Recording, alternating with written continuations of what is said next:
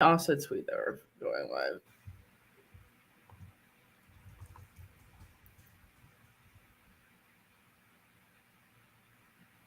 Alrighty. So we are live now. Thank you so much, Blaire, for joining me on my first. Oh yeah, an hour is good. On my on my first stream back from November. I've been on a hiatus for several months now, not because of, well, a little because of YouTube censorship, just because my videos kept getting demonetized, and also I've just been very busy because I've had a lot of responsibilities lately. So thank you so much for joining me, Blaire. How are you? Tell people what's up. Of course, I'm so good. It's good to talk again. I think it's been, how long has it been since we did one of these? It was like a Ours year was like maybe? over the summer, I think. Oh, okay. Yeah. Well, either way, so excited to be here. I'm super happy. I'm just adjusting more and more to life in Texas, which has been just so good. So I'm in like a really good place. So it's great. Oh my God, I've been meaning to come to Austin. My friends, Gabby and Sophie, the twins, right? They Yeah. went down to Austin. We were gonna go together, then they just went without me, and I was like, oh, okay. But Oh I've been no. meaning to go. I know, right? They're shady. I've been meaning to go. I'm going down to Dallas next week. I don't even know if that's close to Austin or not, but I just love Texas in general. Sort of. Yeah. Yeah. I really love it here. It was like a kind of a crazy adjustment as a lifelong Californian to come here, but it's been just so rewarding. So it's great. So yeah, You know whenever you're what's here, just let crazy? me know and we'll hang out. Please. And you know what's Yes. crazy? I'm literally about to move to LA too. Are you? Yes, it's so bad. For For my, what? it's not. It's literally not out of choice. My boyfriend lives there, and he is registered in the California bar, so he can't practice law outside of Oh, California. So this is my compromise out of love, I guess. And his law firm is in LA. So I that's mean, I get it. And you know what? Like every place is what you make it, like when I was living in LA, it's like it was hard sort of being like an outsider in the sense of like, my political views obviously had me ostracized from certain groups and certain types of things, but you make it work wherever you are. So I had a question because I watched your video. It might have been on your Blaire Black channel, but you made a video talking about why you're not friends with YouTubers anymore and how it's been kind of hard to meet people who don't already have a kind of perception of you in their head from YouTube or your online presence or whatever. And now it's different because you're in Austin. You're not surrounded by like all these LA model influencer YouTuber types. Can you like how is that now? How is your social life now? Oh, it's so good.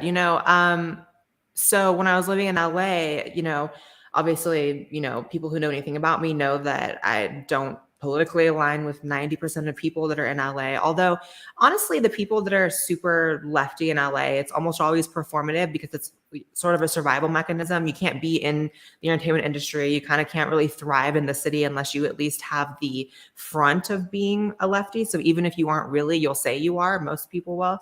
Um, but yeah, it's a cliche and people hear it said all the time about LA, but it is a very superficial place. It is a place in which people are in, very shallow industries. You meet everyone you meet as a makeup artist or on TV or reality TV or a YouTuber. And I found it difficult to form really healthy, like deep friendships and relationships with people there. I left with a few, but in just a short time of being in Austin, which is about 5 months, I feel like I've made friendships that feels like I've known them forever, and I think I was worried that maybe I wouldn't have as many career opportunities out here because LA has this way of convincing you that like the only way to like be someone or something is to live there, but that's so not true. I feel like I've had way more opportunities and done way more cool stuff in just the 5 months of being here than I did in LA. So it's all positive. I That's good to hear, and I ask you that just because I feel like I'm kind of in a similar situation. Obviously, I'm not like as well known as you to where anyone would just like walk up to me and like already know a bunch of stuff about me. But I live in DC now, and I would say in like conservative DC circles, I would say I'm known. At least my online presence is known. Yeah.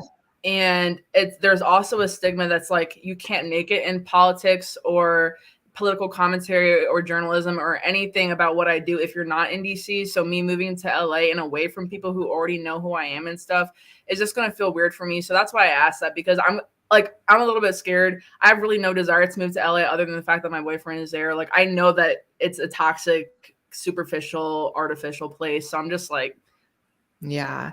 But I also don't want to like, you know, taint your mind towards it too much because it is what you make it. And you know, the world is so different than just a couple of years ago in the sense that like everything's remote, everything, you know, your location matters less and less, you know. So I think you'll thrive out there. I think you'll really enjoy it. Thank you. I appreciate that. Zach says, I love Texas and move there.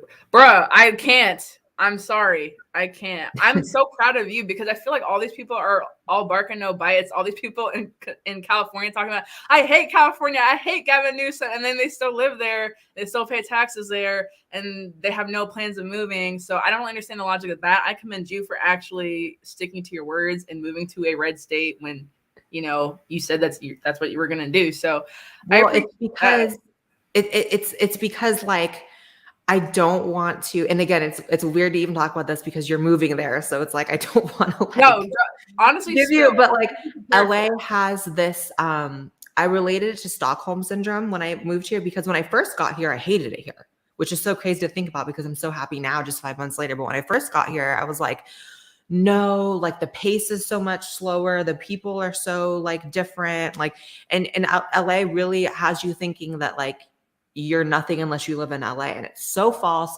So I think it's good that you're actually going there knowing that like that's not what it is, that, you know. Yeah, and I feel like I'm not going there for superficial reasons. Like I'm not going there to become like an influencer or like whatever Right. go out there for is. Exactly.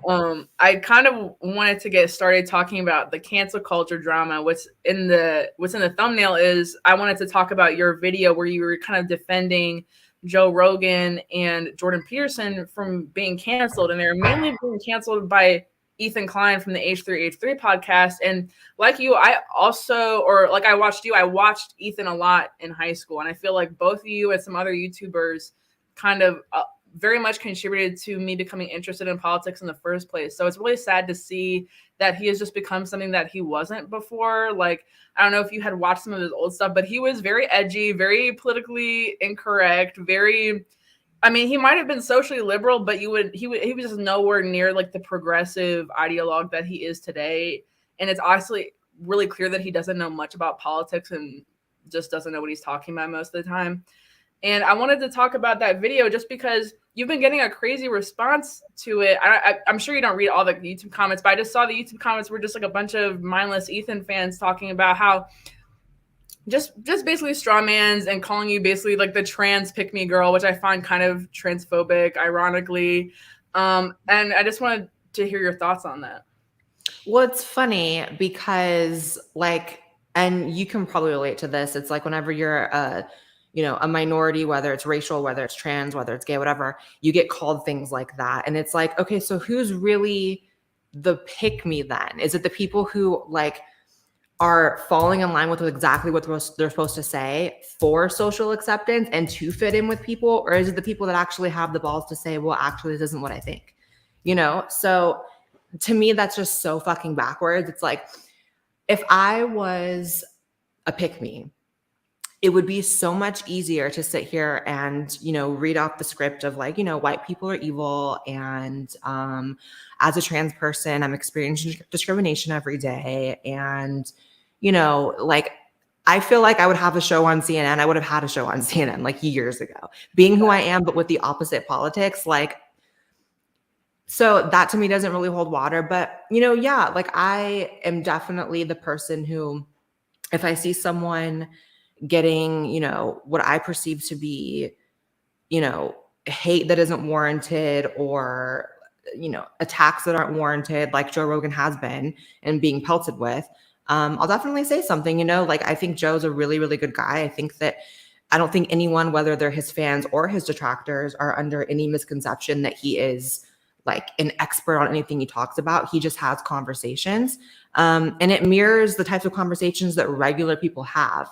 And those are the conversations that actually lead to enlightenment and lead to solving problems and lead to thinking about things, deeply. It's not this old format of like sitting behind a desk and you're on CNN or any of these stations and you have a 2-minute, window and you have to fit in your talking points. So, obviously, like having been on Joe Rogan's show, it's an easy thing for people to say, like, oh, you're just offended because you wanted a show. Well, yeah, obviously that's probably part of it, that I've met this person, he's a good person and a nice person, and I've been able to know that on a real person-to-person basis. So yeah, like and then the Jordan Peterson thing as well. It's like, I think that the attempt to smear these people as somehow radical or somehow some sort of danger to society, especially when you compare them to like the harm that traditional legacy media does, it's kind of like, really, we're gonna go after like the Fear Factor guy and like the psychology professor? Like, it just doesn't make sense to me. Right. And I think because you're a nice person, you would automatically think, well, if I'm on someone's show or I do a show with somebody, I'm going to defend them. But that's not the logic Ethan has. Jordan Peterson did him a favor when he was popping, like when he first got trending and popping and all this kind of stuff. Did Ethan basically a favor and went on the H3 podcast. And now the episode is deleted and he's being painted as like the leader to the pathway, to the pipeline, to the alt-right or whatever Ethan said. I don't even know what that means. I haven't heard the term alt-right since like 2017 at least. So I don't even know what it means anymore or why it's relevant. I mean, people like talking about this like pipeline to extremism, right? But it's funny how it only ever works one way. And I think I said that in the video, if I remember correctly. It's funny how like there's only ever a discussion about how like center right or even just centrist, positions or commentators somehow lead people to becoming Nazis or lead people to becoming on the fringes of the right. And it's like, so is there not a pipeline to like being a commie or like burning down American cities or like being on the radical end of the leftists? They don't view that as extremism. We're living in a clown world where truckers are being called Nazis and terrorists, and people who burn down Walmart are just protesters and supporters of BLM. Like, that's the clown world we're living in, and it's hard for me to cope with and wrap my mind around it too. And it just feels really, it just feels backwards as fuck, to be honest. And it makes me sad. And I don't know. I just feel like your opinion on Joe Rogan, as somebody who knows him and has been on the show, should matter a little bit more than Ethan's, who a couple of years ago was like begging Joe Rogan to come on his podcast, and now he's like a vaccine misinformation, another pipeline to the alt-right.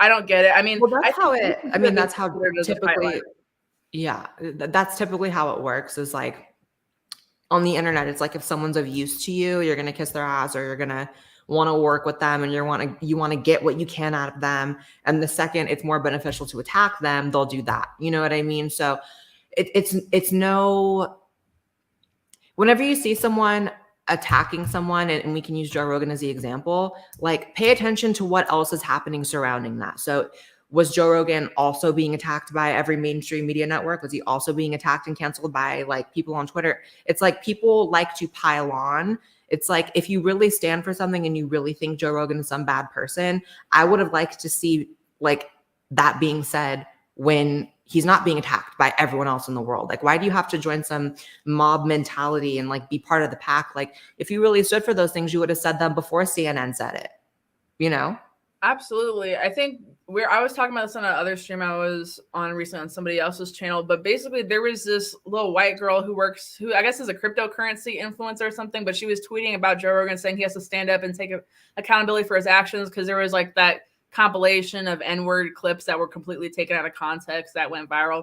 And then that same day, somebody went back into her Twitter, found 10 years ago, she tweeted Kanye lyrics and a bunch of insensitive stuff about Mexicans, and she got fired from her job that same day. And then she was on Twitter Spaces. Yeah, she was on Twitter Spaces crying about it later. I'm like, girl, what is the cognitive dissonance here? And I feel like everybody who is on the anti-Joe Rogan side has at least some level of that, because I don't think the girl is a racist for tweeting the N-word 10 years ago. She clearly didn't even remember it, or she wouldn't have tweeted, so many bad things about Joe Rogan saying the N-word out of context.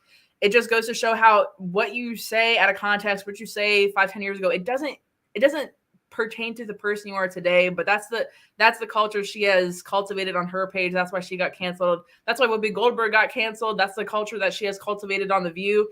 I thought what she said was wrong about the Holocaust. It was wrong. It was misinformed, but it wasn't out of hate or anti-Semitism or racism. I don't think she was just misinformed and ignorant. But right, that's the culture.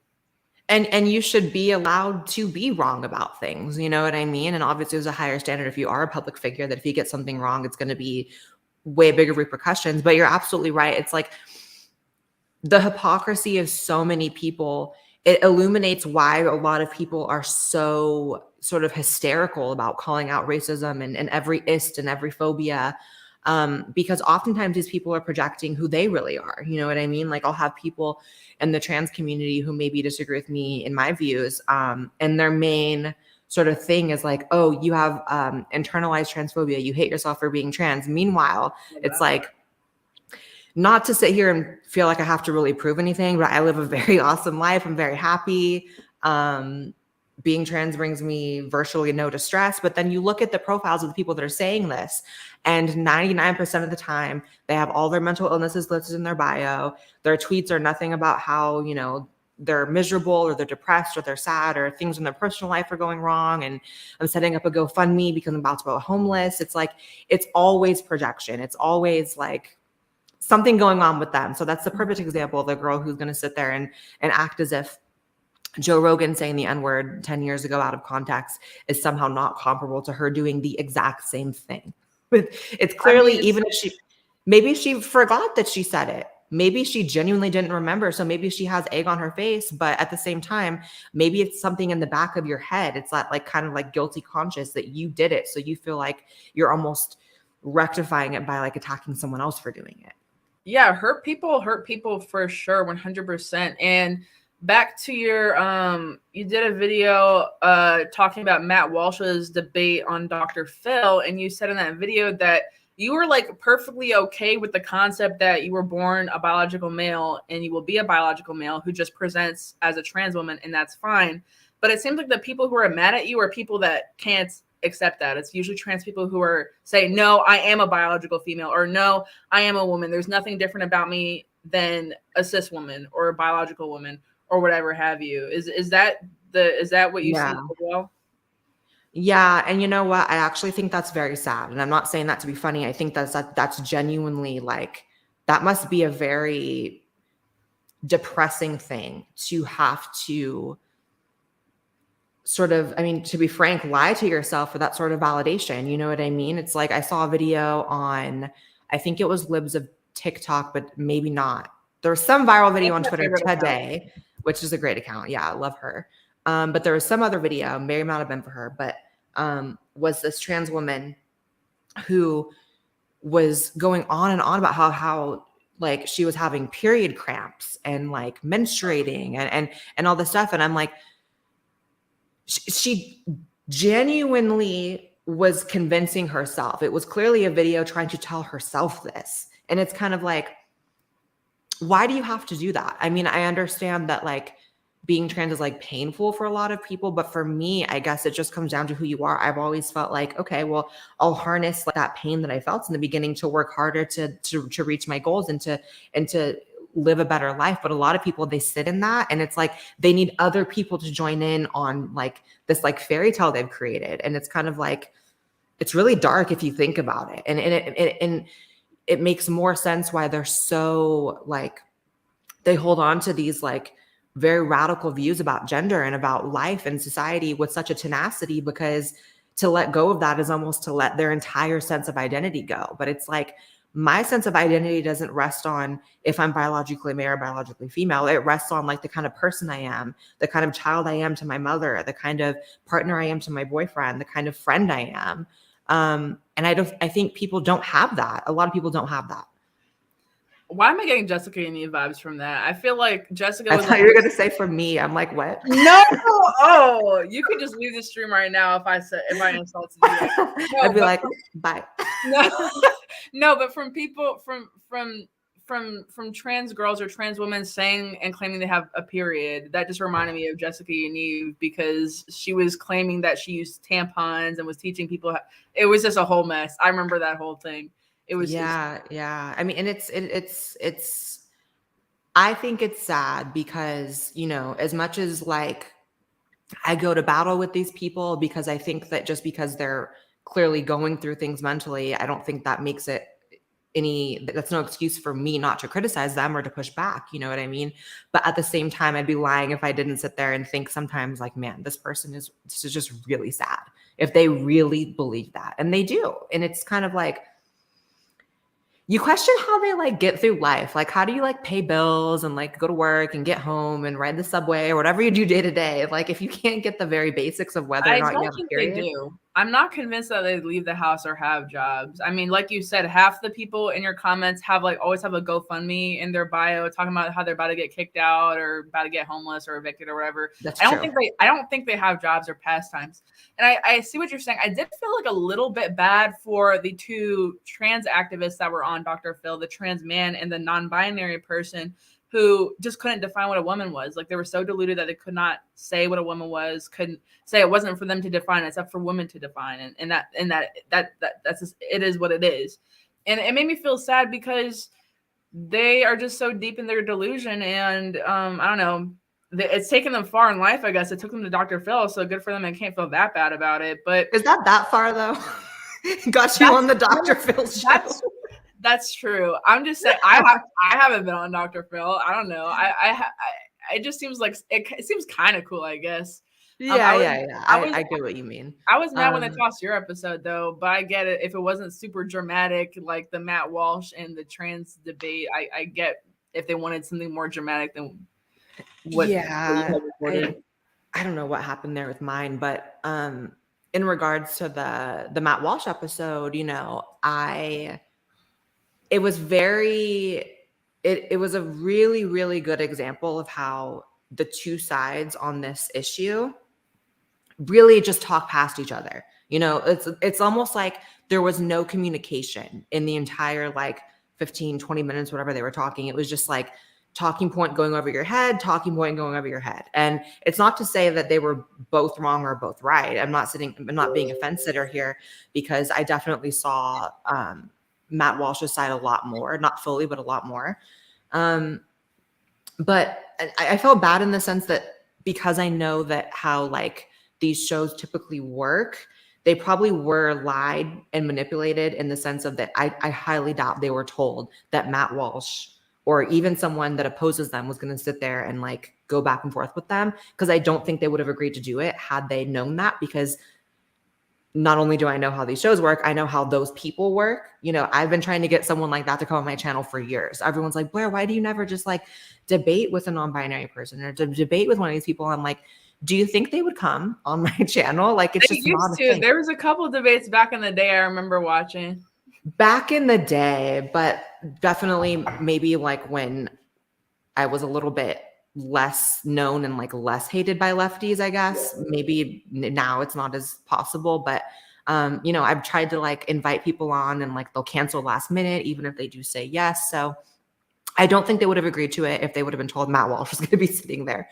But in my opinion, like if you're going to be so steadfast in this ideology, if you can't defend it, you can't defend it. And you should maybe think about why you can't defend it. And I'm not saying maybe you should abandon the entire ideology, but maybe you should rethink some of the things that you're saying here. Because if you're going to sit here and really say that you want to redefine what a woman is, but you can't cite the original definition of a woman, that's a problem for me, you know? And it just didn't make sense. A lot of the talking points by Addison, the non-binary person that was on the stage, they were talking about how gender is between the ears and it's not biological. And it's like, well, what's in between your ears? An organ. That's your brain. It's arguably like, aside from like the heart, like the most important biological structure you have. So it's like, how does that make any sense to you that you can really sit here with a straight face and say it's not biological and then say it's in your brain? It's like, your brain is not a rock. Well, maybe y'all do, but yeah, you know what I mean? Yeah. I kind of wonder how people get to that point. Do you think it's because of these like online spaces that kind of like foster this narrative that, you know, you can switch biological sexes or that you are assigned a gender at birth or whatever? I disagree with that premise as well. I haven't really seen you talk about that, but I wanted to know your thoughts. Yeah, you're not assigned a gender at birth. You have your gender observed and put on record. It's like kind of what you come out with. They look and they see what they see and they put it down. Um, I guess I have never talked about that, have I? But yeah, that's how I feel. You're not assigned a gender at birth. Your gender is observed and recorded. Um, but I'm sorry, what was the original question?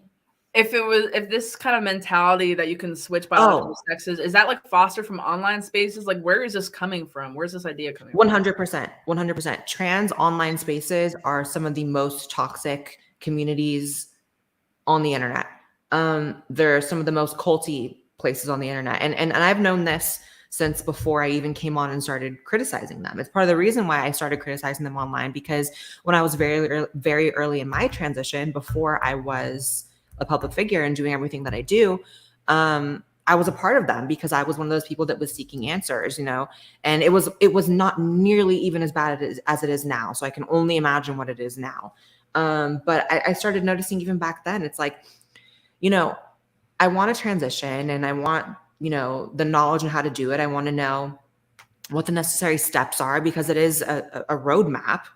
But it seems as if the people I'm talking to about this have a vested interest in making sure I go through with it. Like the people around me in these spaces almost seem more excited about me doing it than I am. Because I was always looking at it from a technical, like a medical perspective, like, okay, these are the steps and this is the route.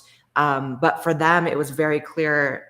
It was very clearly an ideology and groupthink, and those types of communities can get out of hand really, really quickly. And we've seen that because there was not always a time when people were advocating for 11-year-olds to be on puberty blockers. There was a time when the concept of being a transsexual was reserved for people in their adulthood or their very late teens. It was not this situation of like, oh, my kid wants to play with a Barbie at 3, so we're going to change her name to Jennifer and, go to appointments and get on blockers as soon as we can. And like, that was not part of it.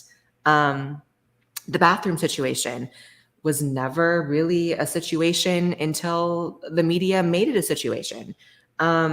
So much of this and the trans athlete thing, which I think that you said you wanted to get into, that was never a thing. It's like, even in the trans world, it was kind of always a thing. I remember like 6 or 7 years ago, it was kind of like, well, maybe we shouldn't be involved in that. Like, that was kind of the consensus. Like, maybe that's a little too much to think that we should be really like, playing sports with biological women if we transitioned, especially in adulthood. But now that's like, if you don't go along with that way of thinking, you're excommunicated, which is also a trait of cults. So even in the kind of toxic and pushy online space you were in 6-7 years ago, they were still thinking more aligned with how you think today of, trans women should not be in biological women's sports. We should not be giving puberty blockers to children. Like, they were still moderate in that sense. Yeah, I mean, there was definitely, from what I remember, there was definitely a back and forth. Not everyone was completely on board with it, but there was a discussion allowed to be had, whereas that discussion does not happen anymore in the community. It's all or nothing. It's wherever the wind blows in terms of like the goals of the community. Everyone has to follow suit, and if you don't, like, you'll basically get called a wannabe Blaire White if you're another trans person in the community who dares to say like, well, maybe like we shouldn't be cutting off 13-year-olds' breasts. It's like, what do you want to be, Blaire White? It's like, oh really? my God, I forgot to tell you, somebody called me a bisexual Blaire White once, like a couple months ago, and I was like, that's pretty iconic though. Like, I kind of love that. That's hilarious. I loved it. I was like, oh my God, thanks. Thanks. It's how it is though. It's like, these people are very very mindless. Let's just put it that way. It's very much like they all move as one. It's like, it's just groupthink and it's mob mentality, and it's not healthy. And there has to be a tipping point at some point. I don't know what it's going to be. But one of the things that I feel very strongly about is that eventually people are going to get, people are already sick of it, but people are going to get so sick of it that there's really going to be a pendulum swing eventually. And I don't know how ugly that's going to get.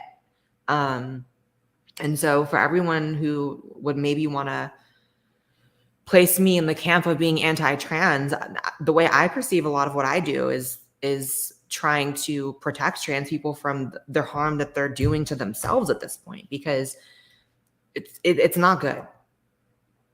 I see that kind of leads me to my next one. I see that some of the main criticisms of you I see from the progressives is that, oh, look at Blaire's channel. All or like half of her videos are criticizing other trans people. Clearly, she's just a pick-me. She's a sellout.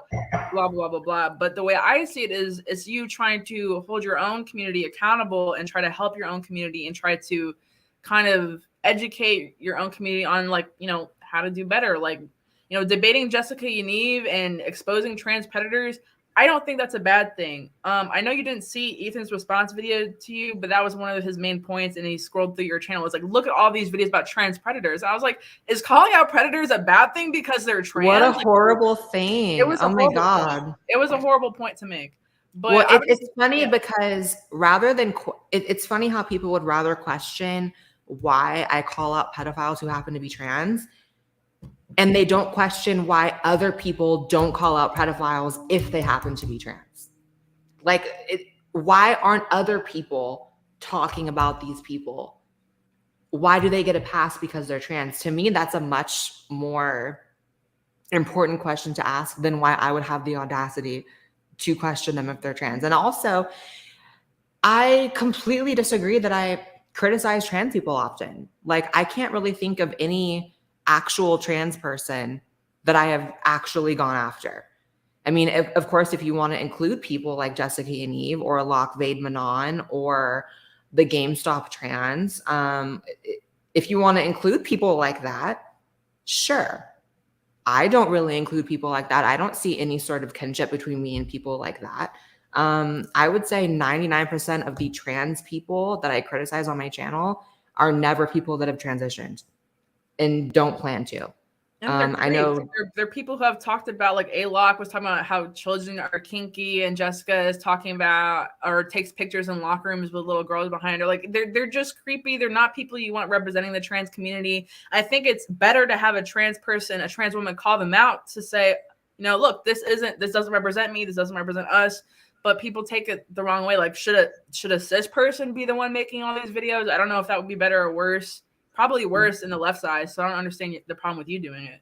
Well, you know how it goes. I mean, you and I are more tuned into like the right wing sort of like Twitter and like social commentary algorithm than most people, because we're in it and we follow a lot of the people and we know the players and we know kind of how the news cycle goes in that realm. You know what I mean? And it's like, okay, so let's say I was one of these trans YouTubers who, if there was a trans pedophile, I would never touch the story, never talk about it. So then guess who's the only people talking about it? It's right-wing commentators who tend to take it to the level of like, this is what trans is. There's a lot of them that would rather be like, throw the baby out with the bathwater and say, well, look, this is what trans is. It's these like male rapists in prisons, and it is you know, the Jessica Yanivs, and it is the Locke Vade Manons, and it is this is the community. So why would I ever want to allow that to happen either? Because I'm under no illusion that the right handles trans topics with the utmost care or is always correct at all, which is why, again, anyone who says I only criticize trans people or people on the left, I've debated Ben Shapiro. I've debated Candace Owens. I've debated people on the Slightly Offensive channel that were hardcore Christian traditionalists. So I don't really understand. But again, it's the same thing that's done to all of us. There's a list of talking points that lefties have of us. And once they made up their mind, it is what it is. I could literally, I don't know. I could delete every trans predator video and like pretend like there are none, and it wouldn't make a difference. So I don't regret it. I really don't regret it. I think that if you are a danger to children, you deserve to have your name attached to being a danger to children for the rest of your life. Because if it saves one child from being harmed, then who the fuck are you to ever make me feel like I shouldn't talk about it? Especially if I have a platform. Like, should I be like, I don't know, a lot of other trans influencers and sit here and say, so this is the blush I'm wearing today. This is the type of hair extensions I have on. This is my mascara. Don't get me wrong. That's the time and place for that. We do want makeup videos from you, just so you know. We do want makeup videos from you, but go ahead.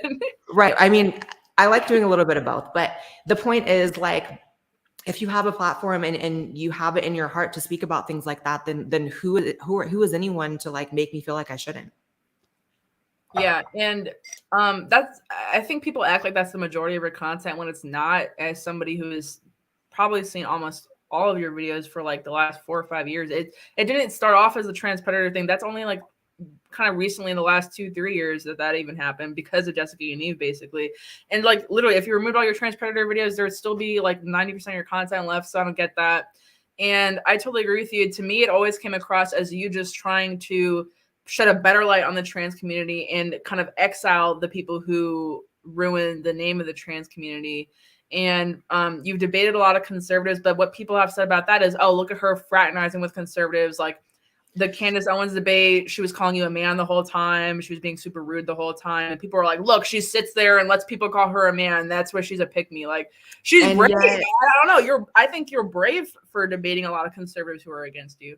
and I don't know who thinks that I sat there and let Candace do that. Clearly, it was a very combative stream in which, like, we were both screaming at each other. It's not like she was saying all that and then I was just like, yes, I'm a man, thank you. Yeah, totally. Like, and then as far as the Ben Shapiro thing, and both of those are hella old. It's funny we're even talking about them, but the Ben Shapiro thing, it's like, I'm literally, if any other trans person did what I did in that stream, they would be like a hero. I literally got Ben Shapiro to say that he would call me she.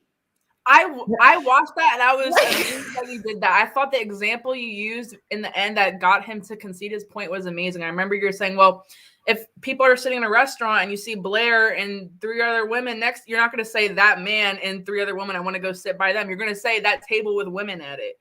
If people are functionally, if you're functionally acting as a woman in society, I have no problem saying that woman over there because that's what you look like and that's what you present as. But that's not what the GameStop ma'am is about. That's not what A-Lock, whatever his name is about.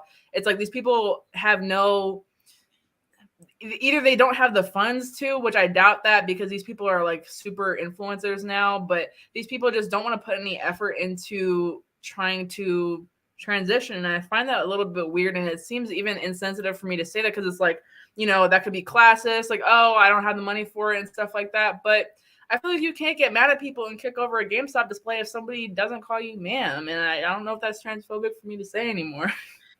It's not, and it's the truth. And you know what? You are only responsible for your own actions in this world. So if someone says something that offends you and your reaction is to scream and make a scene and knock things over and et cetera, then guess what? The problem is you, sweetheart. And, you know, it is true that these people often, you know, these sort of people tend to not transition, but it's because part of the, you know, the online trans community that is so much of like a bubble to these people tells them they don't have to and tells them that, you know, there's no such thing really as a woman, right? So it's like if you're being told by these people within this ideology that a woman is an umbrella term, as they said on Dr. Phil, and that it doesn't really mean anything, and that you can, you know, then why would you feel the need to put in work to transition or to embody that in any way? You know, it cancels it out. And then also you have to talk about the fact that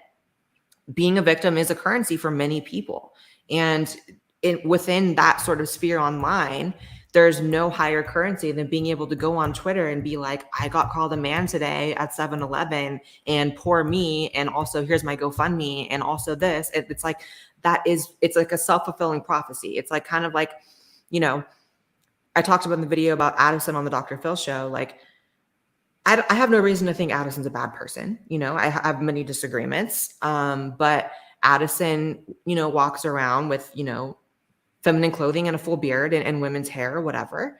And I'm sure people are very rude to Addison on the street. That would not surprise me if Addison has to deal with people saying things that are offensive or, you know, harassing, you know, them or whatever. But there comes a point where you're responsible for your own sort of being in the world. And if you're willing to put up with that, then you are, but you don't get extra sort of like sympathy points for saying like, I walked into a store presenting as a woman with a beard and people were mean to me. It's like, well, what do you, I mean, they're not right for being mean to you, but it's kind of like, what do you expect? Like, Right. If I don't somebody know. doesn't automatically know to call you they, them when they see somebody who looks like a female with a full beard, I don't think you could be mad at them. And I'm not implying that they would be super mad, but I also don't think you really have the high horse to go on Dr. Phil and be like, this is how we should interact in society. We should always introduce ourselves and be like, my pronouns are this and that. What are yours? Like, that's just not how people talk. And I also got your point that you made in your response video to the Dr. Phil thing. If somebody walked up to you on the street and said, "Do you see her or him?" you would probably be offended after I'd be like, through surgeries and all this work to present as a woman.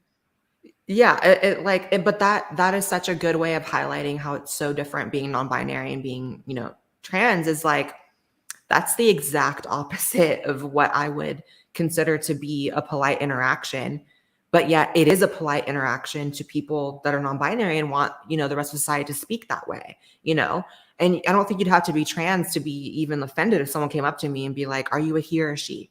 Like, I feel like most people, trans or not, would be like, are you kidding? Like, get out of here, but so the idea that like society and conversations and human interaction has to be restructured and centered around this like very small group of people, it doesn't make any sense to me. And I think that at some point, again, like it just has to come to an end and people have to be like, okay, we're doing away with this. But I think that there's going to be a lot more strife before that happens. That also leads me to something else that happened. It was like International or National Women in Sports Day the other day. So as a wrestler, I posted a couple of pictures of me wrestling in college and high school. And I was like, on this day, I want to recognize Title IX and how we're so in danger of losing Title IX for biological girls in some states. And somebody who was mad at me for this post and thought I was a transphobe for this post responded to me sarcastically and said, "Oh, your transition looks so good. Like, what pronouns do you use?" And I was like, "Is that not transphobic? Like, what? Like, you're trying to make fun of me as if I wasn't offended. Like, obviously, you can think I'm trans or whatever, but it was like they were trying to insult me by saying that they thought I looked like I was transgender, and I was like, "What is your point? Literally, what is your point?" Well, they're again, it's all projection, it's all hypocrisy, and it's the reason why, like, a lot of trans people on the left, when they attack me, they'll be like, oh, well, you're botched and you've had all these surgeries and like, oh, is the silicone getting to your head or something? And it's like, Lord. So you think that trans people should be able to transition and have these surgeries to be who they really want to be and that it should be paid for by the government and all this shit. And then I get them and it's like, oh, well, that's just because you had surgeries and you're botched and silicone's melting your brain. It's like, can you pick like a position here? It's like pick a position, pick a struggle, pick a lane. They can't. They literally can't. Another thing that to go back to the sports thing, where did you see that transition from people generally being like, no, we should keep girl sports for biological girls to saying that it's transphobic if you don't let biological males into girl sports? Like, that seemed kind of random to me. That talking point to me kind of came out of nowhere just because I'm not in like the trans internet spaces and stuff. Was there like a gradual thing to that? Because to me, it seems like kind of manufactured almost. Well, I think that the unfortunate truth about a lot of these conversations in trans discourse is they are manufactured. I kind of mentioned earlier about like the trans bathroom thing. It's like the entire, like, so there is this, I'm about to go on a whole rant. Let me condense it. Okay. So there is a misconception by people on the right that being trans is an invention of the left and that it's something that is of recent times and that there's no maybe historical or like scientific precedent for it, which is completely untrue. There have been trans people in every society for as long as we can record. Obviously, how that's manifested has been different than like what maybe I have done. Obviously, not the same science, not the same surgeries, resources, etc. But people, the idea of having gender dysphoria and then acting on it through transition, which presents itself as however presents itself, depending on what decade or time era, that's always been around. And so do people think that like trans people haven't gone to bathrooms until like 2014 when this was a thing? Like it's always been something that's never caused strife within society. Trans people have always been around and like they use bathrooms and like whatever. But then it became a very financially beneficial, political football for both sides. And then suddenly the entire culture is talking about it, this issue that was never an issue. And I see the trans sports thing as an example of that, Again, it's kind of something that the people had kind of figured out before just through common sense. Like, yeah, I'm a trans woman, and kind of quoting like maybe the mentality back then. It's like, yeah, you can be a trans woman and then you can transition, and then hopefully to the best of your ability, you can be treated as such. But like going and like playing, I don't know, basketball when you're 6'2" as a trans woman is maybe not something that you should do because that's obviously a little foul. Like going into changing rooms, yeah, it's foul. Going into changing rooms if you're pre-op or whatever, kind of a little foul. These are things that common sense had sort of provided the solution for up until recently.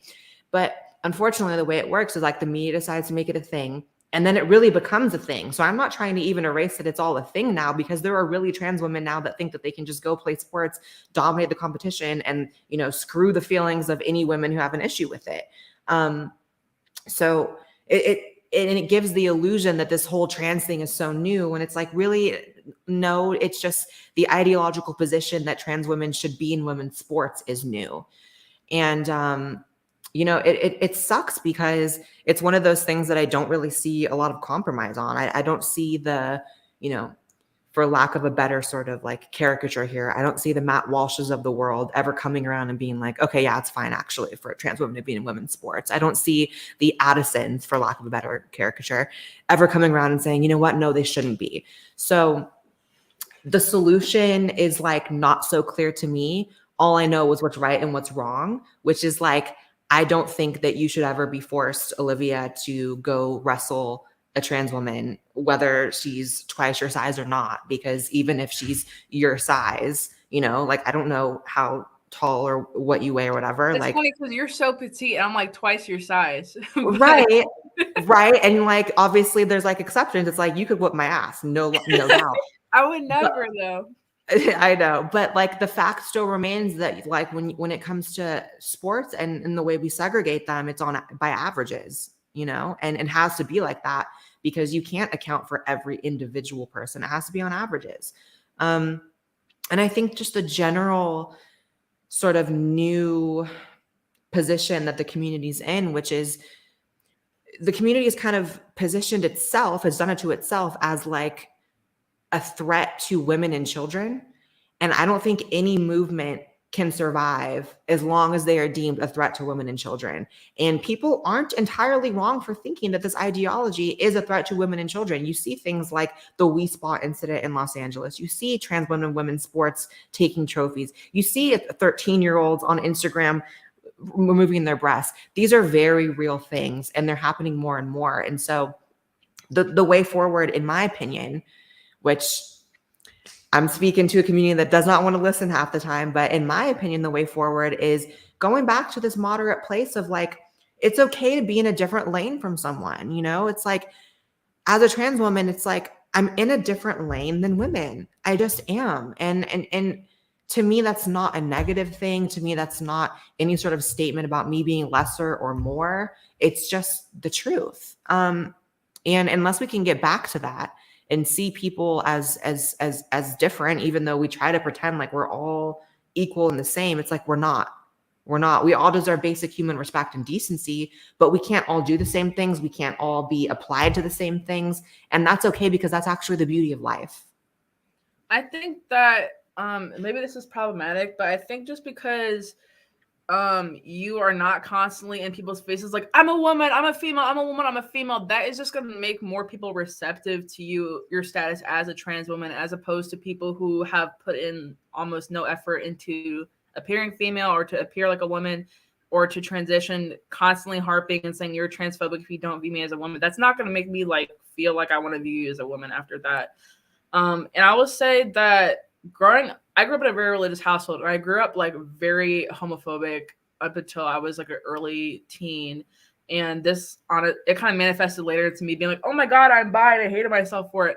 But I was very transphobic too, up until I was in high school and started watching your videos. And I feel like I can't be the only person that was introduced to the concept of like transitioning or transsexuals through your channel and other channels like yours, albeit there's only like one or two.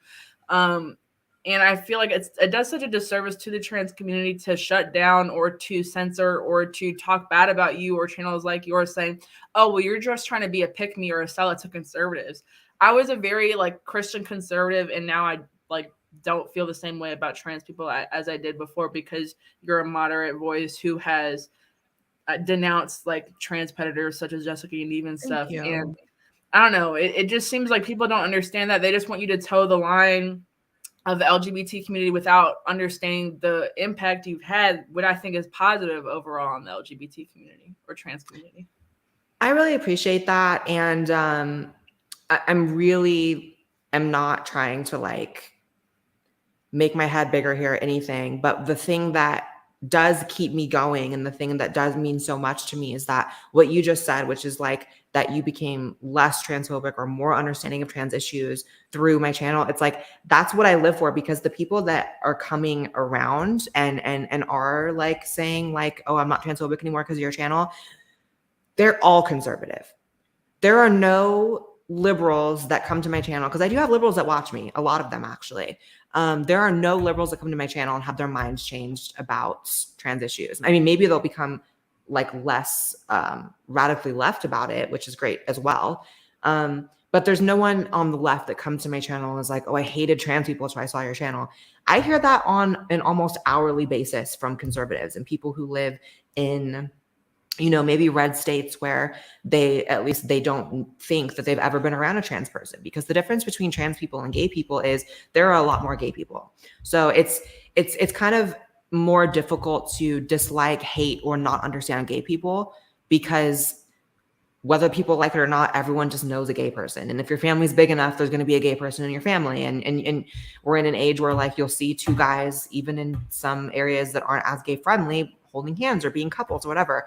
Most people have no real world experience with trans people other than headlines, other than trans swimmer destroys competition, other than, you know, all these crazy stories we hear about, and other than seeing 13-year-olds with huge surgical scars with their breasts removed. So that's the thing that shows me that, like, not to sound arrogant, is that I am right to do what I'm doing, because all these like super lefty YouTube trans channels, it's like, who are they really speaking to? They're speaking to people who already understand the issues or already accept and love trans people. They're not speaking to anyone who's going to change their mind or suddenly be more accepting. They're not doing anything. They're preaching to the choir. Whereas, like, for all this talk about how we need trans representation, why don't people think we need any representation of trans people on the right? Like, I'm not sitting here trying to say that like that's my entire goal or whatever, but objectively, I can look at myself from the outside in, and I am providing a voice on the right that isn't present. And a lot of these right-wing commentators, like, they don't go as hard on the trans stuff from a negative place because they know me. And that's just kind of like a fact. Like, I know a lot of commentators who, you know, maybe before meeting me in person and becoming friends or whatever, kind of went a little hard on the trans stuff and did try to paint the entire community with the Yaniv brush or with the crazy trans athlete brush. But it's like, they meet me in real life, they become friends with me, and they don't really do that anymore. And so for me, that's called actual change. Whereas these other people, it's like they're talking to liberals who already believe everything they're saying. Right. And I can't say I still don't not understand a lot of things about what being trans is, just because I'm not trans. I don't understand the non-binary. I feel like there's so many stuff I still don't get really at all. But I do understand what you say. And it's funny because I think I might have told you this before, but the first couple of videos I watched you had nothing to do with being transgender at all. And I didn't know you were trans until like I watched a video of you talking about being trans. I was like, oh, what the fuck? And then I was like, there's no way I could be watching this trans girl's political videos. I think it was about like, I think you made a video about like like men's rights, like people were like against people making like rape jokes and things directed against men. I was like, I agree with that. You made a video about the Health at Every Size movement, trying to talk about how obesity is like somehow this big political thing now. I was like, I agree with all this stuff that she's saying. There's no way that, you know, she could be trans, and then you were trans. And I feel like that also combined with you actually just watching your videos and having you explain it to me, that was the main thing that was like, oh, well, clearly I can't, you know, go out of my way to, you know, not understand or not be nice to trans people because like they're like, you just seem like a normal person to me and not what had been represented in the media with all these crazy headlines. Yeah. Do you have I guess you probably have a better understanding of the non-binary thing, but I don't know. I don't get it. I don't get it either. And I'm not the kind of person who has to necessarily understand something to like be cool with it. Like I'm not religious and I can't say I believe in God, but I don't have any negative feelings towards people who do, you know. I'm one of those people that like I can't wrap my head around believing in God. I just can't do it. Maybe someday that'll change. Everyone's on a journey. Maybe in 10 years I'll be like a Christian Baptist YouTuber. Like who knows? The world can go in a lot of directions. But for now, it's not something my brain really connects with. And it's kind of the same with the non-binary stuff. And I fully think that people should be able to be whoever they want to be and call themselves what they want. And that's not the issue at all. The issue is the conflation with non-binary and trans, because I think that it does a disservice to trans people to conflate the two. I think that when trans people are sitting here arguing, like we said earlier, like, please don't ask me my pronouns, I want to blend in, and they're saying, ask everyone your pronouns, that's clearly one example of a very contradictory mission. The concept of a gender binary is also very important to transsexuals because the entire concept of it is moving from one end of the binary to the next.